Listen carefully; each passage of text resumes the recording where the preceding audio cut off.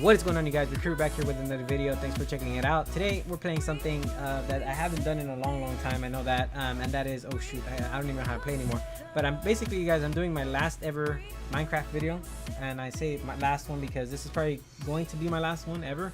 But I wanted to do a tutorial on how I do my dungeons, which is why this video is called "How to Make Your Own Custom Dungeons." And yeah, this is a bit of a complicated video too. So if you guys, bear with me. There's going to be a lot of commands and stuff that you got to use, more or less. There's about, let's see, 1 2 3 4 systems that you got to put together and stuff. And I decided to just break it down for you guys and do it all, and show you how to do it. Yeah, I basically, you guys, this is the command that I used to use for all of my dungeons since I guess the beginning that I started doing them in 1.8 point something. The commands haven't really changed, but I think with 1.13 the commands are about to change and all that, so I decided to just release this and let you guys use it and do whatever you want with them.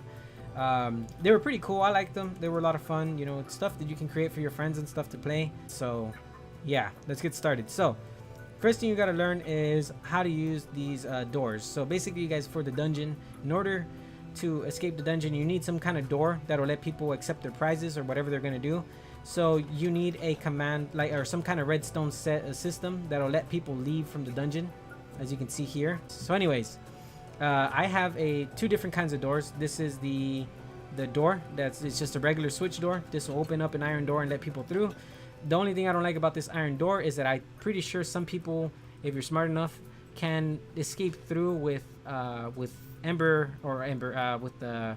pearls. You can kind of just shoot your way through, which is kind of weird, but it happens. And that's why I decided to switch to the fill door. So with the fill door, you guys, what will happen is the dungeon will test for you or for the boss of the dungeon, and if the boss is detected or whatever, it will not let you out. It'll create a wall, and you can make this wall as thick as you want. You just got to change the fill command, and basically it will lock, and that boss will not or the dungeon will not open up until the boss is dead. And yeah, this is the command I use. So I use /fill, and I just use the coordinates for what I want it to fill, and then I put Minecraft and the colon, I think it is, stone, and it'll fill it up with stone.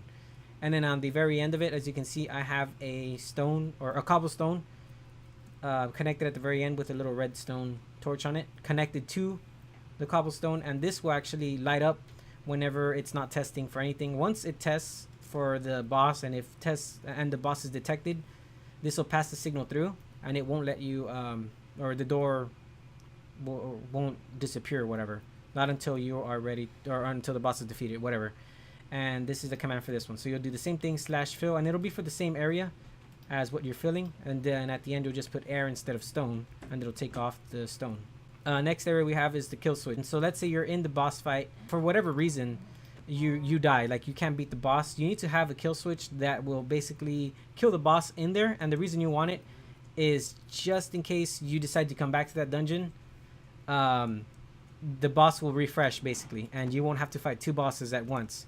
So this will kill it, and then when you come back, it'll come back, see, and it'll be back to fight. But anyways, let's see. For this, I use the test for command, and it'll test for your character.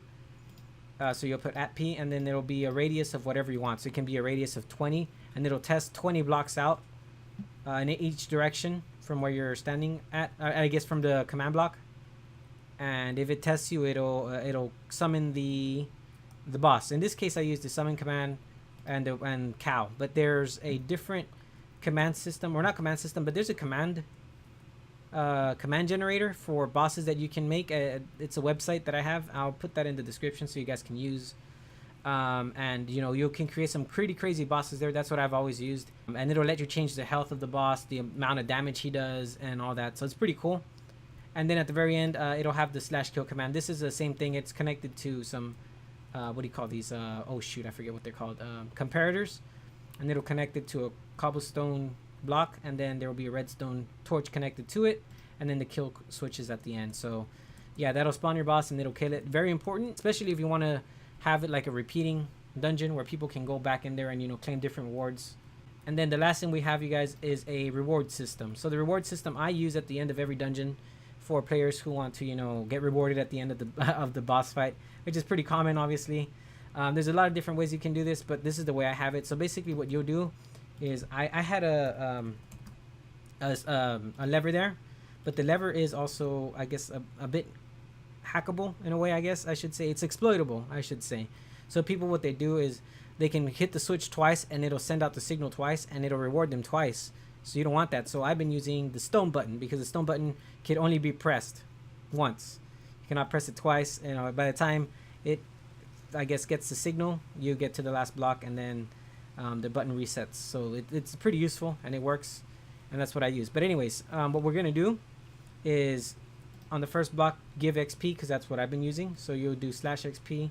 10 levels is what it will give them at the end of the boss fight, and it'll give it to some person. You could also put, instead of radius, you could put @P, or you could put @A, and it'll send it to everybody. So if you put @A, it'll give it to everybody that's in the radius. So if you do it in a group, everybody in the group will get the rewards. So it'll give them 10 levels, and then same thing here. So if you put @P or A, it'll send everybody out of the room, and it'll put them somewhere else. So that's basically what you got to do to escape the boss room.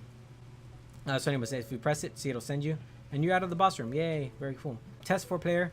I guess this one's pretty useful. You're gonna need it for all of them. Basically, what you're doing is you're gonna have a repeating command block that's gonna test for your character in a radius, obviously, and then it'll send out a signal through a comparator, and then I put it into a repeater, I think is what it is, and then it'll summon the boss. So yeah, it's a lot of steps, you guys. I hope that is you know, easy enough to follow. Although it is a lot, I know. I'm sorry about that. Anyways, let's see. So over here, I built a little area where you can, you know, so we can test it out and stuff. And that's what we're gonna do. So after much deliberation, guys, I have finally gotten this thing working. It took me a lot of time, but only because it's been a long time. But basically, you guys, what will happen is right here in the middle, as you can see, there is a test for command, and this one right here is gonna send out the signal that tests for the player. This one will send out a signal to this block over here that they'll summon the, or will summon the boss, in this case the skeleton, and this is the command that I used to put them in the map. So basically this is a the coordinates, but I'm putting it directly from where the block is at, so it'll put them one up, one to the side, and one, I think, backwards or forwards, something like that. And so it'll spawn them in. But the other command will trigger this one right here, and this is the kill command, so it'll turn off the kill command, which is perfect. That's exactly what you need. Once he's spawned in and all that, that way you don't, you know, he doesn't die. So that's good, right? I guess. And then over here you have your test command for the skeleton. So once the skeleton is spawned, it'll activate this block right here. This one will fill in the stone in the back for the wall, so people can't leave. You know, they can't come in here and steal everything and just keep going through. And then this one is the fill command to take off the wall. So let's go ahead and show you how that works. So basically, you guys, you will come in here, you know, kill your boss. He will die, and the doors will open up, and people can run back here and press the reward and get rewarded. So that's the way that works. So let me show you. So if you leave, as you can see, he dies. It's the same thing, right? So you kill him, boom, he dies. Door opens, and basically what happens, you guys, is once that once he's dead, you can leave. And you could set it up, I guess, in some ways to where you could come back in here and, you know, they can do it all over again. Or you could also set it up to where once they beat the boss one time, you can, you know, close up the door or something and not let them in here ever again. I guess you could do that. But the way I set up my maps is have them repeatable for extra fun.